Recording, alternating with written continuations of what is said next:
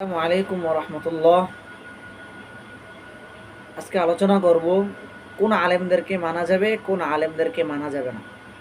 আজ এই বিষয়টা নিয়ে সাধারণ জনগণ, সাধারণ মানুষগুলো যারা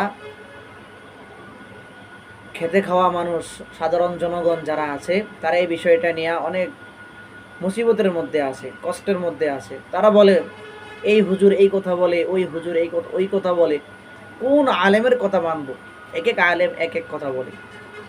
ওই সাধারণ মানুষগুলার দৃষ্টান্ত দিয়ে বলতেছি, আপনারা যেভাবে আপনারা সকল ডাক্তারের ওষুধ আপনারা বক্ষণ করেন না, সকল ডাক্তার থেকে ওষুধ নেন না, আপনারা যে কোনো একটা আলেম, যে কোনো একটা ডাক্তারকে বাছাই করেছেন এবং ওই ডাক্তারের পরামর্শ অনুযায়ী আপনারা ওষুধ খান এবং আপনারা ওই ডাক্তারের পরামর্শ অনুযায়ী চলাফেরা করেন।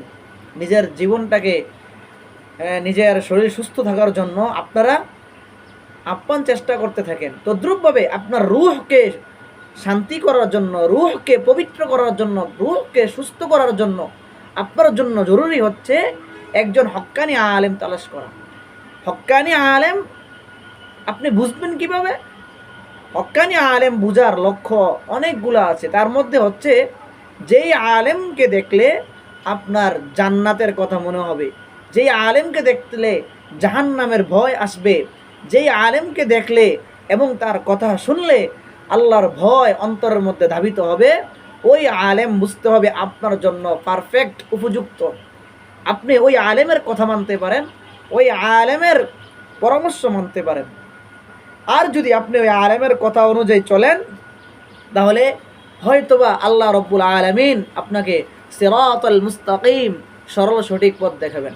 আল্লাহ রব্বুল আলামিন আমাদের সকলকে হক্কানি আলেমদের সোহবতে থাকার তৌফিক দান করে দেন।